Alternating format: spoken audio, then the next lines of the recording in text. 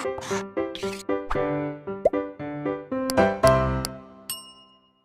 everyone, I'm Vidushi and you're watching the YouTube channel of Blueprint Digital.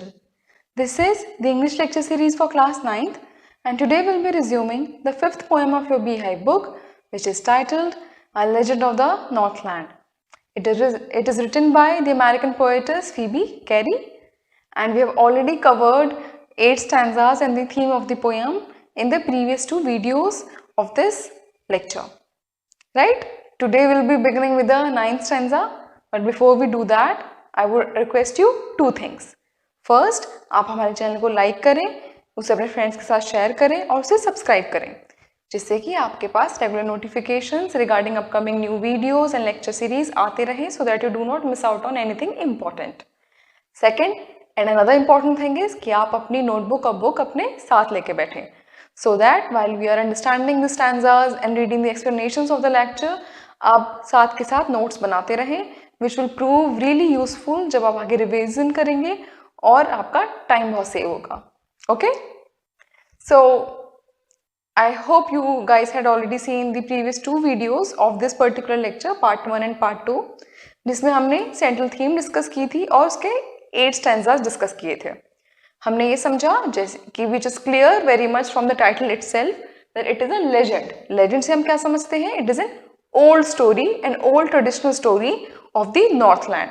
Northland से हमें कोई specific country का तो नहीं पता चलता है, but we sure know that it is located near the north pole. ठीक है, नॉर्थ पोल के आसपास की जो कंट्रीज हैं, आसपास का जो रीजन है, उसी में से कोई एक कंट्री की ये स्टोरी है. It can be either from any part of Russia, Canada, Greenland, Norway, anything. ठीक है, हमें ये क्लैरिटी नहीं है कि एग्जैक्टली कौन सी कंट्री की ये लेजेंड है, कौन सी कंट्री की ये शॉर्ट स्टोरी है. ठीक, but we do know that it belongs to any region near the north pole. Right? तो इनिशियल स्टैंजाज में जो फीबी हैं वो डिस्कस करती हैं कि जो ओवरव्यू है उस जगह का जहाँ पे ये स्टोरी कही जाती है वो कैसा है.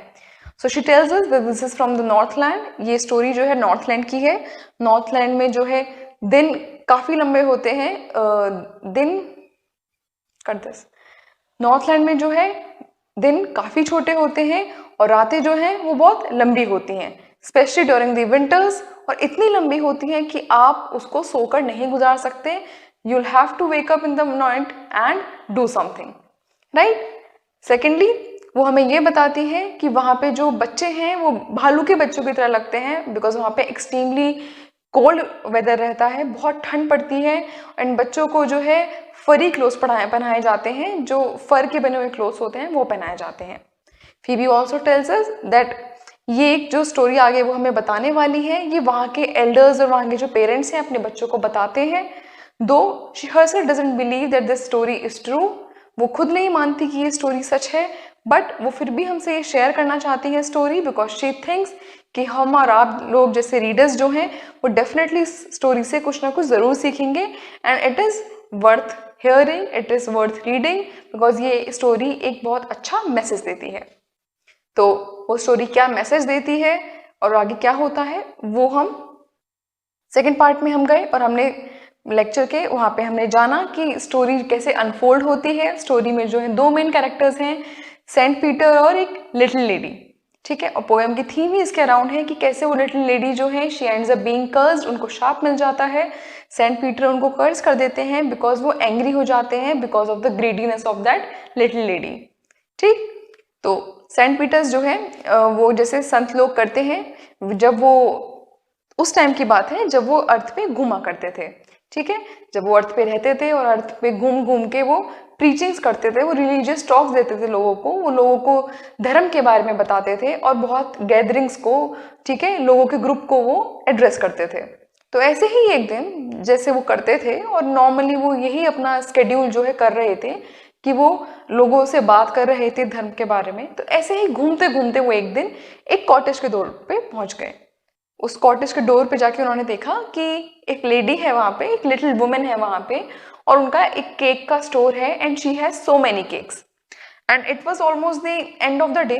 दिन ऑलमोस्ट खत्म हो चुका था और जो सेंट पीटर्स है, he has not had anything to eat the entire day. He was literally fasting that day, उन्होंने कुछ नहीं खाया था. So he was feeling weak, he was feeling light headed, he was feeling a bit faint. ठीक, तो उनको अच्छा नहीं लग रहा था, वो बहुत वीक फील कर रहे थे. तो जब उन्होंने देखा कॉटेज के डोर पे जाके कि एक लिटिल वुमेन जो है केक बेक कर रही है, वो केक बना रही है और उसको हर्थ में, ठीक है, फायर प्लेस में बेक कर रही है, और उसके पास ऑलरेडी बहुत सारे केक्स रखे हुए हैं, वो एक केक का स्टोर है. तो उन्होंने उस लेडी के पास जाके बोला कि you have so many cakes with you, you have baked so many cakes, why don't you give one to me. उन्होंने उसको कहा कि आप इतने सारे केक में से एक मुझे दे दो, बिकॉज मैं भूखा हूं, मैंने पूरे दिन से कुछ नहीं खाया है. लेडी क्या करती हैं, उन्होंने सुना सेंट पीटर को, but instead of giving from the cakes that she already had, उन्होंने एक नया केक बनाना शुरू करा, क्योंकि उन्हें लगा कि जो मेरे पास ऑलरेडी केक्स रखे हुए हैं, बने हुए हैं, वो बहुत बड़े हैं, and she was a greedy lady. तो फर्स्ट इंस्टेंस से ही हमें ये समझ आ गया, फर्स्ट एक्शन से उस लेडी की हमें ये समझ आ गया कि वो कितनी सेल्फिश है. उन्होंने कोई भी बने हुए केक में से सेंट पीटर को ऑफर नहीं करा, उन्होंने एक नया केक बनाना शुरू करा. और उस नए केक को बनाने के लिए उन्होंने बहुत छोटा आटा लिया, ठीक है, एक बहुत छोटा केक बनाया और उसको बेक होने के लिए रख दिया. जब उन्होंने बेक होने के लिए रखा तो उन्होंने देखा कि वो केक जो है काफी बड़ा हो गया है, ठीक है, उतना ही बड़ा हो गया है जितने जो केक है ऑलरेडी उनके स्टोर में रखे हुए हैं. तो उन्होंने रियलाइज करा कि नहीं, मैं इतना बड़ा केक तो उनको नहीं दे सकती, इसी वजह से मैंने जो ऑलरेडी बने हुए केक थे वो उनको ऑफर नहीं किया. सो उन्होंने उसको भी नहीं दिया सेंट पीटर को, उन्होंने सेकंड केक बनाना शुरू करा. सेकंड केक बनाने के लिए उन्होंने वापस से आटा गूंदा, ठीक है, आटा उनका खत्म हो चुका था. ठीक, केक वो ऑलरेडी जो बचा हुआ आटा था उससे एक केक वो ऑलरेडी ट्राई कर चुकी थी, बट वो भी उन्हें क्योंकि बड़ा लगा तो वो भी उन्होंने नहीं दिया. तो उन्होंने वापस से आटा गूंदा और बहुत ही छोटा सा, ठीक है, पहले वाले की तरह बहुत छोटा सा केक बनाया. ठीक, बट जब वो बन के तैयार हुआ तो वो भी उनको लगा कि ये भी बहुत बड़ा है किसी को देने के लिए, स्पेशली फ्री में देने के लिए. And being a very selfish, miser and greedy women, she was not ready to give it away. ठीक, तो वो इतनी एक्सट्रीमली ग्रीडी थी कि उन्होंने दूसरी बार मेहनत करने के बाद भी केक बनाया, और वो भी क्योंकि उन्हें बहुत बड़ा लगा देने के हिसाब से, क्योंकि वो फ्री में दे रही थी, she was not going to earn anything from that particular cake. तो इसलिए उन्होंने ये मन बनाया कि मैं ये वाला केक भी नहीं दूंगी.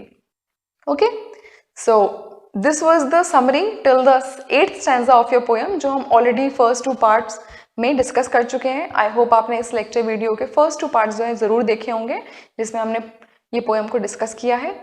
Now will resume it from the 9th stanza. देखते हैं फीबी इसमें क्या कहती है.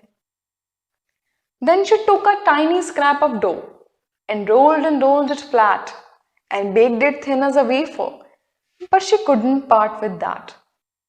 Okay, so जैसे कि हमने अभी समरी समझी पोएम की जो अब तक हुआ है, तो we know कि she has already tried making cake 2 times. वो 2 बार केक बनाना ट्राई कर चुकी है, 2 बार वो ऑलरेडी पूरा केक बना चुकी है, बट उन दोनों में से उन्होंने एक भी जो है सेंट पीटर को अभी तक नहीं दिया है, क्योंकि वो दोनों भी उनको बड़े लग रहे थे फ्री में किसी को देने के लिए. So what does she do now, वो 3rd केक ट्राई करती हैं. So this is basically the making of 3rd cake. ठीक है, यहाँ पे जो है 3rd केक बन रहा है. उन्होंने जो स्टोर में रखा था वहां से तो कुछ दिया नहीं, अब 3rd केक बना रही है. Then she took a tiny scrap. जब उनको दोनों केक को रिजेक्ट कर दिया कि ये तो मुझे नहीं देने, उसके बाद उन्होंने एक टाइनी स्क्रैप, टाइनी मतलब वेरी स्मॉल, ठीक है, टाइनी मतलब वेरी स्मॉल, और स्क्रैप मतलब यहाँ पे स्क्रैप का क्या मतलब है कि जो लेफ्ट ओवर चीज होती है, ठीक, जो बची हुई चीज होती है, जो लेफ्ट ओवर चीज होती है, जैसे कि लेफ्ट ओवर ऑफ डो. तो जैसे हमने जाना कि वो अपना आटा पहले ही खत्म कर चुकी थी, और सेकंड केक को बनाने के लिए भी उन्होंने दोबारा से आटा गूंदा था. ठीक, दोबारा से आटा गूंदने के बाद भी जब उनको सही नहीं लगा वो केक देने के लिए, तो उन्होंने 3rd टाइम ट्राई किया, और इस टाइम उन्होंने टाइनी स्क्रैप, जो गूंदे हुए आटे में से बचा हुआ जो पार्ट था आटे का, वो लिया उन्होंने. बहुत ही छोटा सा उन्होंने आटा लिया जो बचा हुआ आटा था. ठीक, एंड रोल्ड इट फ्लैट. जब आप आटा होता है तो पहले जब भी आप कुछ ब्रेड बनाते हो, ठीक है, जैसे इवन चपातीज बनाते हो केक बनाने के लिए, उसके लिए भी आपको पहले उसको रोल करना होता है, स्मूथ करना होता है. So she rolled and rolled. Rolled and rolled क्यों रिपीट हुआ है? Because Phoebe is emphasising on this particular part कि वो कितनी मेहनत कर रही थी ये इंश्योर करने के लिए कि वो कोई बड़ा केक फ्री में ना दे दे सेंट पीटर को. तो वो इतनी मेहनत कर रही थी, इतनी मतलब इतने एफर्ट्स डाल के वो रोल कर रही है ब्रेड को, उसको फ्लैट करने के लिए, ठीक है, और पतला करने के लिए. जितना वो रोल करेंगी, जितना वो प्रेशर डालेंगी, ठीक है, जितने अच्छे से उसको वो गूंदेंगी, उतना ही वो पतला होता जाएगा केक और उतना ही वो पतला बनेगा, छोटा बनेगा. तो उन्होंने उसको रोल किया फ्लैट करने के लिए, डो को, आटे को फ्लैट करने के लिए उन्होंने उसको रोल किया and baked it thin as a wafer. और जब उन्होंने इतना रोल किया उसको तो वो थिन हो गया वेफर के जैसे. आई एम श्योर आप सब लोग वेफर को समझते होंगे. वेफर क्या होता है? वेफर जैसे आपने क्रंची जो चॉकलेट्स आती हैं, ठीक है, उसमें भी वेफर चॉकलेट्स जो आती हैं जिसमें लेयर्स होते हैं, एक क्रिस्पी बिस्किट टाइप लेयर होती है, देन फिर चॉकलेट के लेयर्स होते हैं. तो वो जो थिन लेयर होती है क्रिस्प वाली, उसको वेफर बोलते हैं. जो आपकी सैंडविच आइसक्रीम जो होती हैं उसमें भी वो थिन लेयर होती है, क्रिस्पी थिन लेयर जो होती है बिस्किट टाइप की, उसको वो भी वेफर होता है. आइसक्रीम कोन जो होती है उसके इनर पार्ट भी, वो भी वेफर होता है, राइट. तो उन्होंने उसको इतना रोल किया, डो को, आटे को इतना रोल किया कि it was as thin as a wafer. और उन्होंने उसको इतना बेक्ड होने के बाद भी, जैसे हमने पहले भी डिस्कस किया था प्रीवियस पार्ट में इस पोएम के प्रीवियस लेक्चर वीडियोस में, कि जब बेकिंग होती है केक की, आप पहले बेस बनाते हो, फिर आप उसको बेक होने के लिए रख देते हो. जब वो बेक हो रहा होता है तो बेस जो है फूलता है और केक कंपैरेटिवली बड़ा ही बनता है अपने बेस से. तो वो केक इतना उन्होंने फ्लैट किया था, इतना फ्लैट किया था रोल कर करके, कि वो बेक होने के बाद भी it was as thin as a wafer. वो फूलने के बाद भी वेफर जितना पतला था, ठीक है. वेफर से आप समझते होंगे ऐसी लेयर होती है बिस्किट की, ठीक, जैसे पतली सी ये लेयर है और उस पर यूजुअली ऐसे क्रिस क्रॉस बने होते हैं, ठीक, और चॉकलेट की लेयर्स होती है. तो इतना पतला था वो वेफर जितना. But she couldn't part with that. But वो उससे भी पार्ट नहीं हो सकी. पार्ट विद दैट मतलब सेपरेट फ्रॉम इट. और वो सेपरेट कब होती है उससे? जब उन्हें उसे देना पड़ता. और उन्होंने इतना पतला बनाया, पर वो उससे भी, इतने पतले केक से भी वो अपने आप को अलग नहीं कर पाई, because this very clearly states that she was extremely miser, she was extremely selfish, extremely greedy. ठीक है, वो इतनी ग्रीडी थी, इतनी माइजर थी कि वो वेफर जितने पतले केक से भी अपने आप को अलग नहीं कर पाई. उसका भी मोह जो है उनसे नहीं छूटा, उसका भी उनको देने के लिए मन नहीं किया. Okay, so this was a 9th stanza, जिसमें थर्ड टाइम जो है लिटिल ग्रीडी वुमन ने केक बनाया और वो भी वेफर जितना पतला बना, बट उसको देने का भी उन्हें मन नहीं किया. अगर हम इसकी राइम स्कीम देखें तो इसकी राइम स्कीम आप पहले के स्टैंजास की तरह ही सेम फॉलो करी है फीबी ने, which is A B C B, because dough is A, flat is B, wafer is C because it doesn't rhyme with either dough और flat, but then there is that जो rhyme करता है that आपके flat से. तो hence इसकी rhyme scheme भी हम असाइन करेंगे बी. तो आपकी राइम स्कीम हो गई A B C B. Right? So this is the rhyme scheme of the 9th stanza, which has been followed across the poem.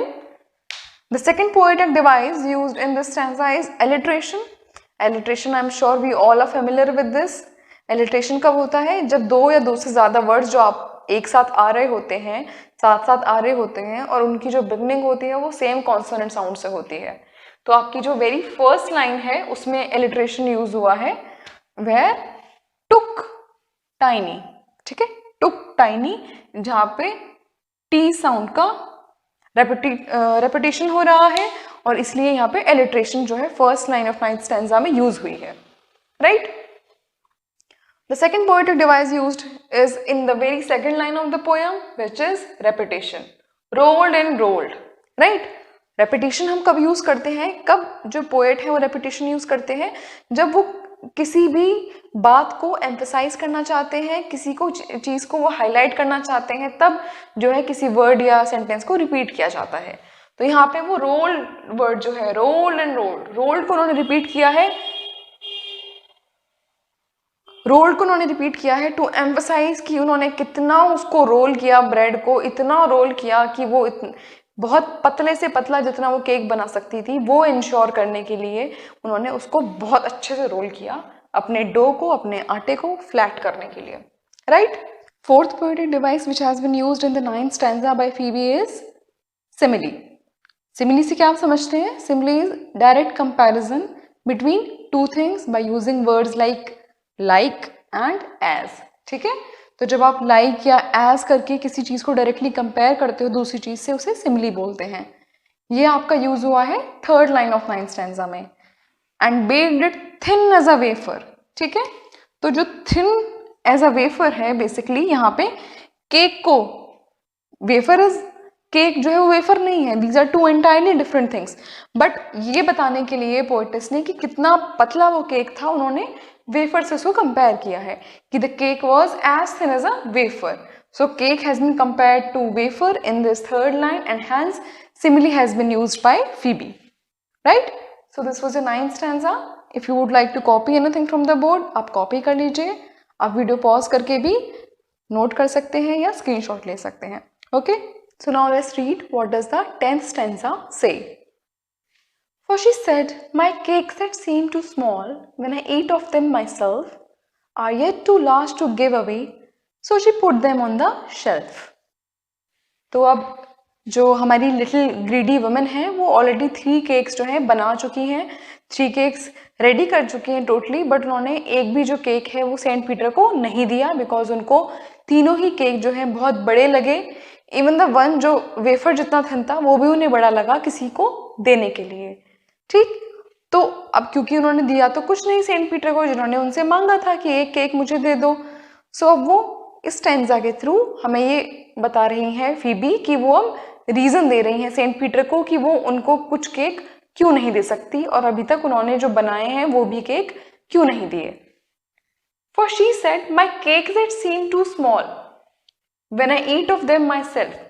तो वो सेंट पीटर से कहती है, little lady, little women who is extremely greedy, वो कहती है Saint Peter से कि जो मेरे खुद के केक हैं जब मैं उन्हें खुद से खाती हूँ, ठीक है, तो वो मुझे बहुत छोटे लगते हैं, बहुत कम लगते हैं। My cakes that seem too small, जो मुझे बहुत कम लगते हैं, थोड़े लगते हैं जब मैं खुद से खाती हूँ, और ये too large to give away, वो देने के लिए, टू गिव अवे, ठीक है, टू लार्ज है। जो टू स्मॉल केक होते हैं मेरे लिए वो बहुत ही लार्ज है किसी को देने के लिए, ठीक है। मतलब मैं खुद तो खा सकती हूँ और मेरे लिए वो कम भी पड़ जाएंगे, बट अगर मुझे किसी को फ्री में देना हो कोई चीज और वो केक देने हो तो वो मेरे हिसाब से बहुत बड़े हैं किसी को देने के लिए। तो so she put them on the shelf. Put them क्या, वो जो 3 बेक्ड केक्स थे, जो 3 केक्स बनाए थे लिटिल वुमेन ने सेंट पीटर के नाम से कि सेंट पीटर को मैं इनमें से कोई दूंगी, उन्होंने वो तीनों ही जो बेक्ड केक्स थे उन्होंने अपनी शेल्फ पे रख दिए, ठीक। क्योंकि उन्होंने रीजन आउट किया इस स्टैंजा में, बेसिकली जो वो लिटिल वुमेन है वो रीजन दे रही है सेंट पीटर को कि मैं आपको कोई केक इसमें से नहीं दे सकती, बिकॉज जब मैं खुद खाती हूँ केक, जब मैं वो खुद से बनाए हुए अपने केक खाती हूँ तो वो मेरे हिसाब से बहुत छोटे होते हैं, बहुत कम होते हैं, but now since I have to give these to you, I think these are too large, और मैं इनको आपको नहीं दे सकती, मैं इनको अपनी शेल्फ पे रख देती हूँ। और ये कह के उन्होंने जो अपने तीनों नए जो केक बेक किए थे वो अपनी शेल्फ पे रख दिए, अपनी स्टोर की शेल्फ पे रख दिए, ओके। सो एक्सट्रीमली ग्रीडी, हाँ। सो this was the 10th stanza. इसकी राइम स्कीम भी ABC भी है, जो कि प्रीवियस स्टैंजास में भी फॉलो हुई है, because myself rhymes with shelf, और स्मॉल और अवे जो है end words of the 1st and 3rd line do not rhyme with any of these, right. So आपकी राइम स्कीम इज ABCB। जो सेकंड पोएटिक डिवाइस स्टैंजा में use हुआ है वो है alliteration, which is in the very first line of this stanza, seem too small, seem small। तो जो S word है उसका जो साउंड है वो रिपीट हुआ है, seem small जो है आपकी एलिट्रेशन है। थर्ड पोएटिक डिवाइस जो यूज हुआ है दैट इज एंजाबमेंट, जो हम पहले भी डिस्कस कर चुके हैं। कि एंजैम्बमेंट तब होता है जब एक सेंटेंस जो है एक से ज़्यादा लाइन में आ रहा होता है, एक लाइन से स्टार्ट होकर दूसरी लाइन तक खिंच जाता है, और जो फर्स्ट लाइन एंड होती है उस स्टैंजा की, उसमें बेसिकली कोई एंड में पंक्चुएशन मार्क नहीं होता, बिकॉज सेंटेंस एंड नहीं हुआ होता है वहाँ पे, right. Enjambment is continued sentences without any punctuation marks to indicate stop. और यहाँ पे आपका कहाँ पे एंजैम्बमेंट यूज हुआ है? फर्स्ट, सेकंड और थर्ड लाइन में, बिकॉज जो सेंटेंस फर्स्ट लाइन में स्टार्ट हुआ था वो सेकंड में भी नहीं, वो थर्ड में जाके खत्म होता है, राइट। कैसे? My cake that seem too small when I eat, तो ये सेंटेंस कंटिन्यू कर गया सेकंड लाइन में, तो फर्स्ट लाइन के एंड में कोई पंक्चुएशन मार्क नहीं है, इसलिए फर्स्ट लाइन में एंजैम्बमेंट है। सेकंड लाइन में एंजैम्बमेंट है क्योंकि वो सेंटेंस यहाँ पे कंटिन्यू कर गया, पर सेकंड लाइन में भी वो खत्म नहीं हुआ। When I eat of them myself are yet too large, तो myself पे भी वो खत्म नहीं हुआ और यहाँ भी कोई पंक्चुएशन मार्क नहीं है, इसलिए सेकंड लाइन में भी एंजैम्बमेंट है और थर्ड लाइन में भी है, क्योंकि वो सेकंड लाइन का जो सेंटेंस है वो थर्ड लाइन में कंटिन्यू होता है और यहाँ जाके वो एंड होता है, ठीक। तो इसलिए एंजैम्बमेंट आपकी फर्स्ट, सेकंड और थर्ड लाइन में है। ये जो फर्स्ट 3 लाइन है स्टैंजा 10 की, इसमें एंजैम्बमेंट यूज हुआ है, right. So this was our 10th stanza. Now we'll move on to the next. Let's now read the 11th stanza. Then good Saint Peter grew angry, for he was hungry and faint, and surely such a woman was enough to provoke a saint. तो अब हमने देखा कि जो तीनों cake बनाए थे little greedy woman ने, उन्होंने एक भी केक सेंट पीटर को नहीं दिया, और उन्होंने वो तीनों केक जो हैं फ्रेशली जो बेक्ड केक्स थे जो उन्होंने सेंट पीटर को देने के लिए बनाए थे, तीनों केक अपनी शेल्फ पे रख दिए, और उन्होंने ये बताया सेंट पीटर को कि मैं आपको इसलिए नहीं दे सकती क्योंकि ये केक जो जब मैं खाती हूँ मुझे छोटे लगते हैं, किसी को देने के हिसाब से बहुत बड़े लग रहे हैं मुझे। So then good Saint Peter grew angry. अब ऑब्वियसली ये तो होना ही था कि जो गुड सेंट पीटर थे, गुड आप देखेंगे कि दोबारा यूज हुआ है सेंट पीटर को डिस्क्राइब करने के लिए, because he was such a noble man, he was a disciple and follower of Jesus Christ, ठीक है। और वो लोगों का पास घूम के वो धर्म का प्रचार करते थे, वो अच्छी अच्छी बातें करते थे, वो बहुत ही क्वालिटीज़ में बिलीव करते थे, और वो खुद भी बहुत ही नोबल इंसान थे, तो वो इतने अच्छे थे, he was a good person, ठीक है। तो इवन ही ग्रो एंग्री, तो ये दिखाने के लिए कि वो एक्चुअल में कैसे इंसान थे और उनके साथ क्या हुआ, दोबारा से जो है हमारी पोएटेस फीबी ने गुड वर्ड यूज किया है सेंट पीटर को डिस्क्राइब करने के लिए। इवन ही ग्रू एंग्री, उनको भी गुस्सा आ गया। फॉर ही मतलब because he was hungry and फेंट, ये हमने पहले पढ़ चुके हैं कि वो फेंट थे, वो वीक फील कर रहे थे, he was feeling a bit light headed, उन्हें भूख की वजह से, because he had been fasting, ठीक है, वो हंग्री थे और बहुत कमजोर उन्हें महसूस हो रहा था, ठीक, इस वजह से उन्हें गुस्सा आ गया। And surely such a woman was enough to provoke a saint. And surely such a woman, कैसी woman? The one like the little woman, little greedy woman जैसी थी, ठीक है, जो केक बेक कर रही थी, ऐसी वुमन श्योरली जो है एक सेंट को भी प्रोवोक कर देगी। प्रोवोक मतलब to do something which causes someone to become angry, ठीक है, ऐसे किसी को उकसाना, ठीक है, और किसी को गुस्सा दिलाना, ठीक। प्रोवोक मतलब टू डू समथिंग, ऐसा कुछ करना जो गुस्सा दिलाता है किसी दूसरे इंसान को, ठीक। तो वो बोल रहे हैं कि दो ही वॉज अ सेंट, और सेंट यूजुअली कैसे लोग होते हैं? बहुत ही शांत स्वभाव के लोग होते हैं, हर किसी सिचुएशन में एडजस्ट कर जाते हैं, बहुत ही फ्लेक्सिबल होते हैं, ठीक है, और बहुत ही संतुष्ट इंसान होते हैं जो संत लोग होते हैं, राइट। बट वो वुमन इतनी ग्रीडी थी, इतनी सेल्फिश थी, इतनी माइजर थी, ठीक है, कि उसको अपने अलावा कुछ दिख ही नहीं रहा था, वो बस ये चाह रही थी कि मेरा कुछ नुकसान ना हो जाए। और उसकी इसी ग्रीड को देख के कि वो इतनी ऐसी लेडी थी कि उसने एक संत को भी प्रोवोक कर दिया, और surely it was very natural कि एक संत भी जो है ऐसी लेडी से प्रोवोक हो गए, उनको भी गुस्सा आ गया, ठीक है, उन्होंने उसको इतना उकसा दिया अपने बिहेवियर से सेंट पीटर को कि वो भी गुस्से में आ गए, ठीक है। सो ये 11th स्टैंजा था आपका, इसकी राइम स्कीम भी प्रीवियस स्टैंजास की तरह ही है। A, B, C, B, because the last word of the second line and fourth line, which is paint and set, are rhyming. The second poetic device which has been used in this particular stanza is enjambment. enjambment जैसे हमने समझा था कि जब एक sentence एक line में ना खत्म होकर दूसरी लाइन तक चला जाता है पोयम की, और जब वो कंटिन्यू होता है तो उस लाइन के एंड में कोई पंक्चुएशन मार्क नहीं होता. तो यहाँ पे अगर आप देखेंगे कि जो आपकी थर्ड लाइन है उसमें जो सेंटेंस स्टार्ट हुआ, and surely such a woman was enough, तो वो सेंटेंस जो थर्ड लाइन में स्टार्ट हुआ वो नेक्स्ट लाइन में कंटिन्यू कर गया है, फोर्थ लाइन में कंटिन्यू कर गया है, and that is the reason कि आपकी थर्ड लाइन के एंड में कोई पंक्चुएशन मार्क नहीं है. सो जो आपका सेकेंड पोएटिक डिवाइस है enjambment, it has been used in line third and fourth. Right? So this was the 11th stanza. We'll move on to the next. So अब Saint Peter जो है वो बहुत गुस्से में आ चुके हैं. Now let's see कि वो कैसे रिएक्ट करते हैं. And he said, "You are far too selfish to dwell in a human form, to have both food and shelter, and fire to keep you warm." तो अब सेंट पीटर बहुत गुस्से में आ चुके हैं और वो क्या कहते हैं लेडी से, लिटिल वुमन से क्या कहते हैं? "You are far too selfish." तुम जो हो बहुत सेल्फिश हो, तुम बहुत लालची हो, तुम बहुत मतलबी हो. To dwell in a human form, dwell मतलब टू लिव या टू सर्वाइव, टू स्टे. ठीक है, तुम एक ह्यूमन की तरह रहने के लिए बहुत सेल्फिश हो, क्योंकि ह्यूमंस जो होते हैं वो इतने सेल्फिश नहीं होते. जो एक हेल्पिंग नेचर होती है वो ह्यूमन में जो है एक बेसिक क्वालिटी होती है कि ह्यूमंस जो है सबकी हेल्प कर सकते हैं, और वो जिनकी भी हेल्प कर सकते हैं वो ज़रूर करते हैं. बट तुम ऐसी नहीं हो.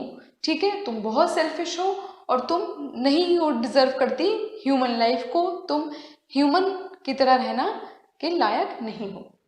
To have both food and shelter and fire to keep you warm. ठीक है, वो बोलते हैं क्योंकि ह्यूमन की तरह रहते हुए तुम्हारे पास फूड भी है, तुम्हारे पास खाने के लिए खाना भी है, यू हैव शेल्टर, तुम एक कॉटेज में रह रही हो, तुम्हारे पास घर है अपना, and you have fire to keep you warm. Because वो नॉर्थ लैंड है, वहाँ पे ठंड बहुत होती है, तो वहाँ पे जिससे उनको ठंड ना लगे और जिससे वो सरवाइव कर सकें, लिटिल लेडी के पास फायर भी है जो उसे गर्म रखती है. तो बोलते हैं तुम्हारे पास सब वो चीज़ें हैं जो तुम्हें रहने में मदद करती हैं, तुम अच्छे से रह पा रही हो, बट तुम बहुत सेल्फिश हो क्योंकि तुम कुछ भी जो है शेयर नहीं करना चाहती किसी और के साथ, तुम बहुत ग्रीडी हो, तुम बिल्कुल भी केयरिंग नहीं हो, तुम बिल्कुल भी हेल्पिंग नेचर की नहीं हो. और ऐसे जो है ह्यूमंस नहीं होते, ह्यूमन बींग्स ऐसे नहीं होते हैं, वो बहुत केयरिंग होते हैं. और इसी वजह से, क्योंकि ये सब चीज़ें होते हुए भी गॉड ने तुम्हें ब्लेस किया है इन सब चीज़ों से, फूड से, शेल्टर से और फायर से जो तुम्हें वार्म करती है, रखती है, इन सब चीज़ों के होने के बावजूद भी तुम इतनी ग्रीडी और सेल्फिश हो कि तुम किसी को कुछ देना नहीं चाहती हो, तो तुम जो है ह्यूमन फॉर्म में रहने के लायक नहीं हो. You do not deserve to be a human being.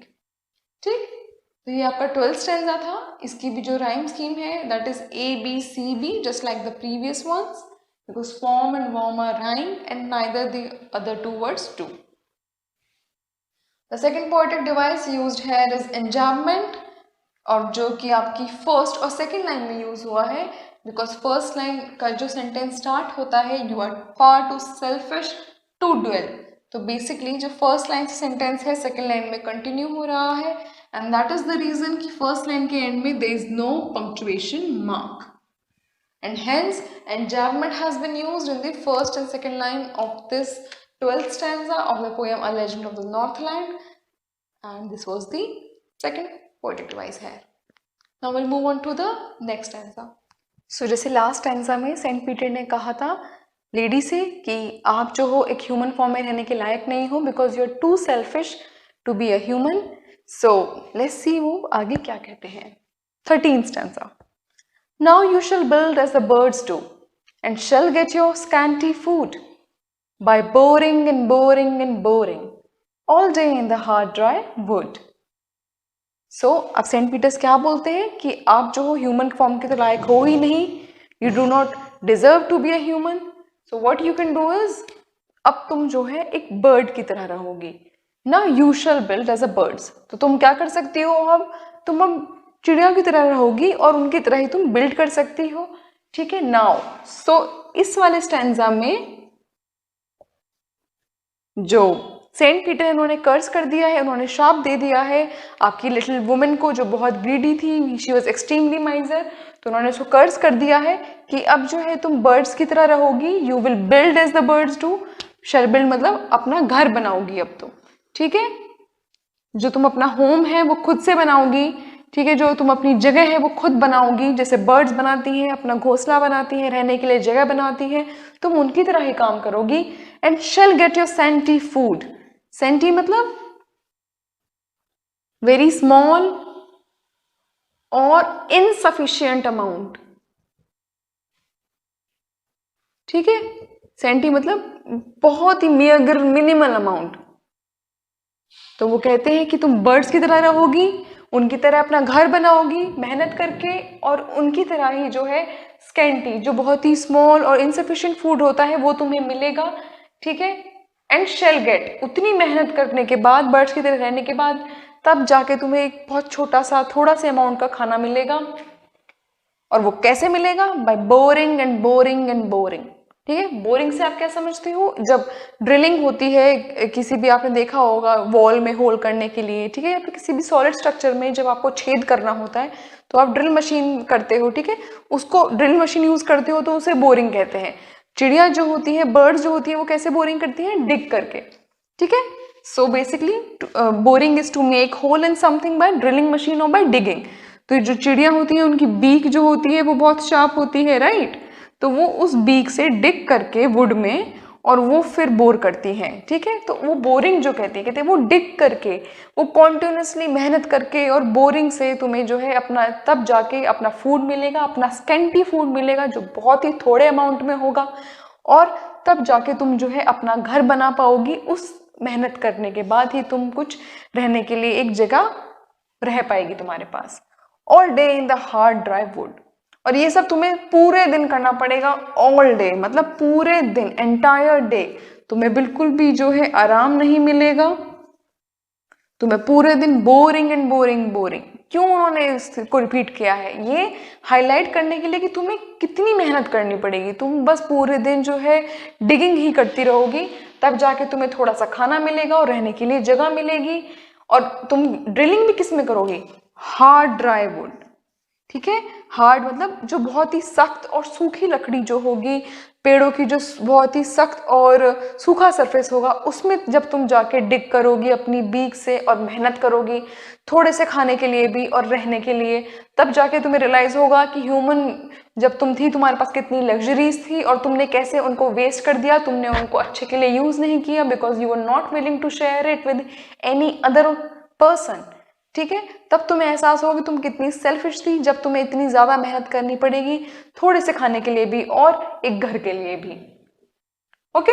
और उन्होंने यहाँ पे बताया भी उस लिटिल लेडी को कि पूरे दिन तुम्हें इतनी मेहनत करनी पड़ेगी, तब जाके तुम्हें थोड़ा खाना मिलेगा, जो अब तुम मुझे खाना देने में हिचक रही हो और जो तुम इतनी सेल्फिश और ग्रीडी होके बिहेव कर रही हो। So this was the 13th stanza. इसकी राइम स्कीम भी है ABCB, because food and wood are rhyming, and do and boring of the first and third line do not rhyme with any other words of the last lines. So this was the rhyme scheme. Second जो इसमें poetic device है, that is enjambment, and it has been used in the second and third line, because second line से जो sentence start होता है and shall get your scanty food by boring, so वो basically third line तक continue होता है, ठीक। और इसी वजह से second line के end में कोई punctuation mark नहीं है। So enjambment has been used in second and third line. The next poetic device used here is alliteration, which is in the very first line, build birds, जहाँ पे build birds, जहाँ पे B sound का repetition हुआ है build birds में, और फिर आपकी third line में by boring boring boring, तो by boring boring boring में B sound का repetition हुआ है, तो इस वजह से एलिट्रेशन आपकी दो जगह पे यूज हुई है स्टैंजा 13th में। The next poetic device used here is repetition, which is in the third line, boring and boring and boring, where boring word has been repeated. और क्यों किया है फीबी ने ये? Because she wants to emphasise, वो इस बात को हाईलाइट करना चाहती हैं कि बर्ड बनने के बाद उस लिटिल वुमन को, जो अब तक इतनी ग्रीडी और सेल्फिश थी और इतनी माइजर थी कि वो अपना कुछ सामान किसी के साथ नहीं शेयर करना चाहती थी, बर्ड बनने के बाद उसको कितनी मेहनत करनी पड़ेगी, कितना हार्ड वर्क करना पड़ेगा। All day, entire day she'll be only boring, वो बस बोरिंग करती रहेंगी, वो बस डिग करती रहेंगी थोड़े से खाने के लिए भी और एक जगह पाने के लिए जहाँ पे वो रह सकें। तो उस चीज़ को हाईलाइट करने के लिए कि उनको कितने एफर्ट्स डालने पड़ेंगे बर्ड बनने के बाद और कितनी मेहनत करनी पड़ेगी, जो पोएटेस हैं उन्होंने बोरिंग वर्ड को रिपीट किया है थर्ड लाइन में, and that too 3 times. So this was the 13th stanza, and with this particular stanza and its explanation, we come to a wrap of this part of the lecture video for the poem A Legend of the Northland. इसमें हमने इस particular part of video में we discussed the explanation from 9th stanza to 13th stanza. I hope आपको ये समझ आई होगी ना, आपको अच्छी लगी होगी. अगर ऐसा है तो प्लीज़ हमारी वीडियो को लाइक करें और शेयर करें अपने फ्रेंड्स के साथ. अपने व्यूज़ भी आप हम तक पहुंचा सकते हैं वाया द कमेंट सेक्शन.